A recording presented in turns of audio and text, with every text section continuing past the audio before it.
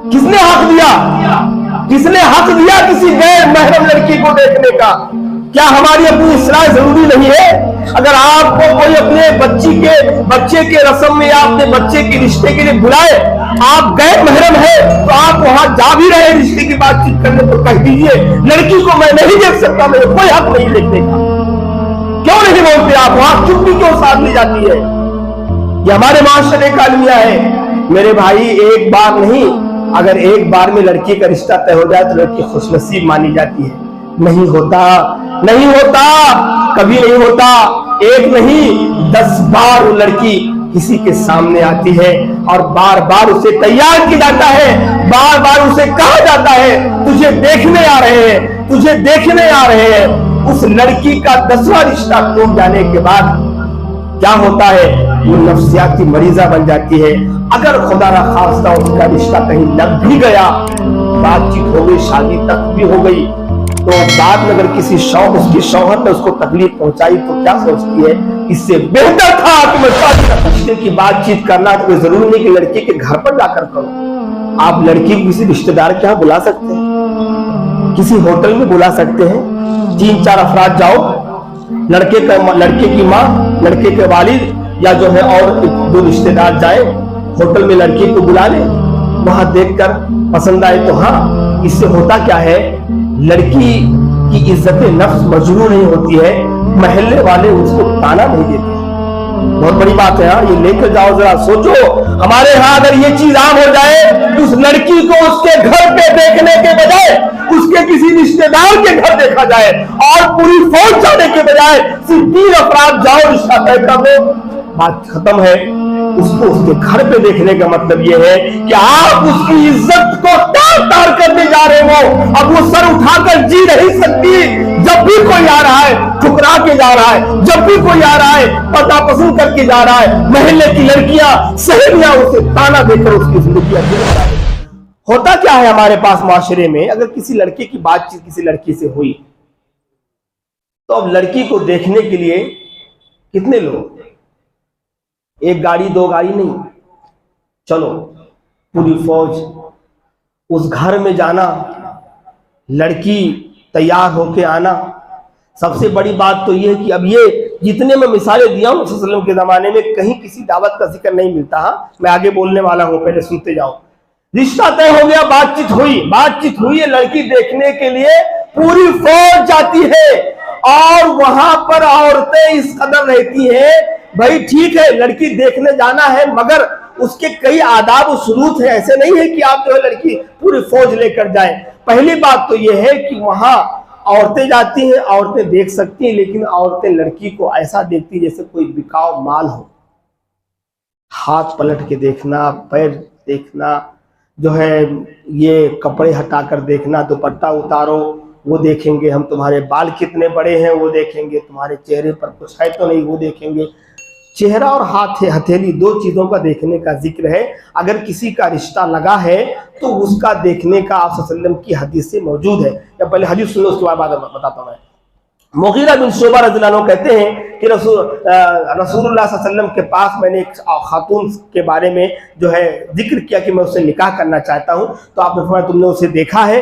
कहा कि नहीं। कहा जाओ एक नजर देख लो ताकि तुम्हारी रिश्ते की उस्तवारी में आसानी हो या मुआफकत में आसानी हो।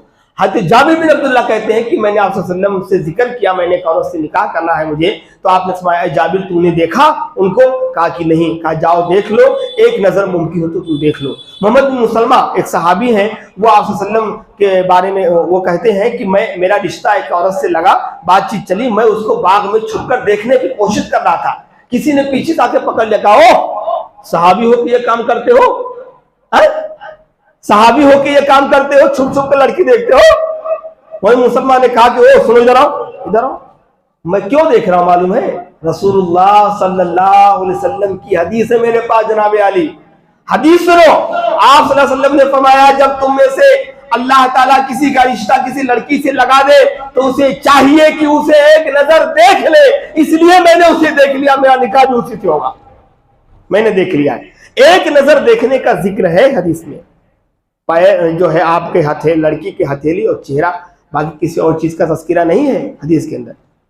औरतों की पूरा जम्मे गफी जाता है, मर्दों का जम्मे गफी जाता है। अब वहाँ पे बेचारा लड़की वाला पूरा खाने का बंदोबस्त करता है जितना हो सकता है।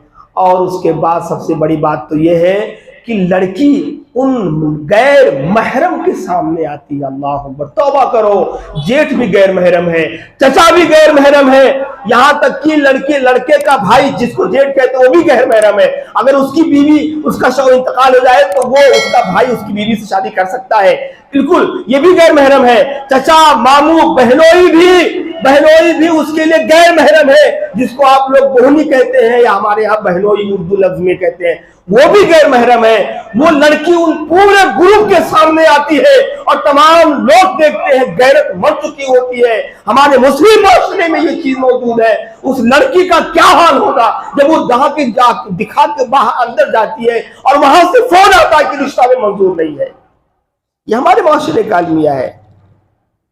बहनोई नहीं देख सकता, मामू नहीं देख सकता, चचा नहीं देख सकता, कई ऐसे गैर महरम रिश्तेदार हैं जो शौक से चलो ले चलो, ये नहीं गए तो फिर रस्म ही तो हमारे बातचीत ही अधूरी ले जाती, ले चलो इनको। और लड़की इनके सामने थाली में चाय या जो भी है लेकर आती है। लोगों की गैरत मर चुकी होती है, अपनी बेटियों को दिखाना हो तब भी गैरत मर चुकी होती है, और वहां पर बेचारी वो सबके सामने आके खड़ी होती है।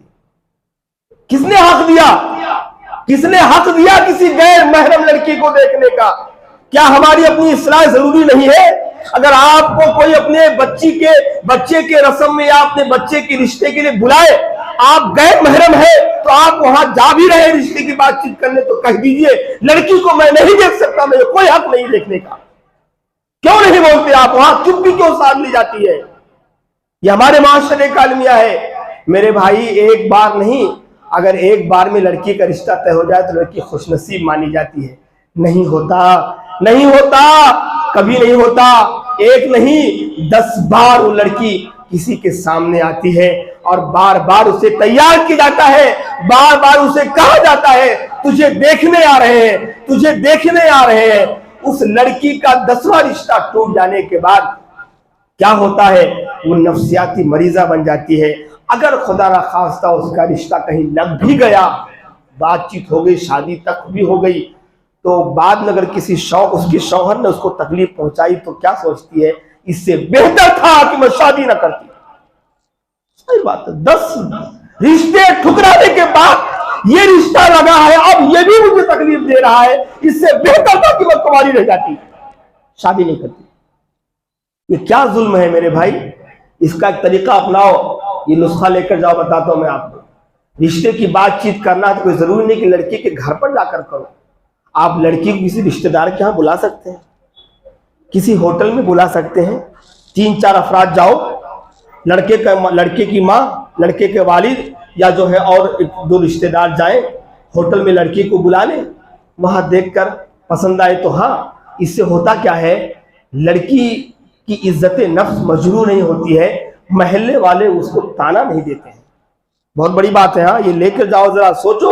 हमारे यहाँ अगर ये चीज आम हो जाए तो उस लड़की को उसके घर पे देखने के बजाय उसके किसी रिश्तेदार के घर देखा जाए, और पूरी फौज जाने के बजाय सिर्फ 3 अफराद जाओ, रिश्ता तय कर लो, बात खत्म है। उसको उसके घर पे देखने का मतलब यह है कि आप उसकी इज्जत को तार करने जा रहे हो। अब वो सर उठाकर जी नहीं सकती। जब भी कोई आ रहा है ठुकरा के जा रहा है, जब भी कोई आ रहा है पता पसंद करके जा रहा है, महल्ले की लड़कियां, सहेलियां उसे ताना देकर उसकी जिंदगी अजील बना देती। होता कि नहीं होता ये चीज? अच्छा, कुछ लोग क्या कहते हैं, हम 3-4 लोग गए, 5-10 लोग गए, देख के आ गए, वो ऐसा है, फोन लगाते। लड़की तो समझ में आ रही है, लेकिन हमारे बोहनी साहब नहीं आए थे, हमारे बहनोई साहब नहीं आए थे, और बहनोई साहब की भी ख्वाहिश है कि मैं भी जरा लड़की को देख लूं। गैरत मर चुकी है, गैरत। अब अगर बहनोई साहब हाँ कहते हैं तो शादी होगी, अगर ना कहते हैं तो शादी नहीं होगी। क्या बहनोई उसका बाप है? क्या लड़के का बाप है? बहन उसकी मां के दर्जे में? क्या शादी तुझे करना है तेरे माँ बाप को रिश्ता तय करना है, ये बहनोई बीच में आके क्यों पड़ जा रहे। और बाज रिश्ते तो ऐसे भी देखे गए हैं कि रिश्ता तय भी हो चुका, सब हो चुका, सब लेन देन सारी चीजें हो चुकी है, अब बहनोई कह दिया नहीं तो रिश्ता वहां टूट जाता है। अल्लाह अकबर। कौन होता है भाई, बहनोई का मकाम अपनी जगह है, ठीक है, आपने अपनी बहन दी है, अपनी बेटी दी है, लेकिन अब बच्चे और साले के रिश्ते में उसका कौन सा रोल है। ये हमारे माशरे में बहनोई कहे हाँ तो हाँ, ना कहे तो ना। गलत बात है भाई, रिश्ता आपको करना है, आपके माँ बाप को करना है, बहनोई का उसमें क्या रोल है। तौबा करो अल्लाह से तौबा करो। बहनोई की कोई राय नहीं ली जाएगी। आप अपनी माँ से पूछो, बाप से पूछो, और अगर राजी है, रिश्ता ठीक है तो हाँ करो। किसी और के रिश्ते, किसी और की जायज की और किसी और के बात की कोई जरूरत नहीं। होता क्या, अब ये तो हो गया, तो मतलब बातचीत, अल्लाह से तौबा करो, 3 से 4 लोग जाओ।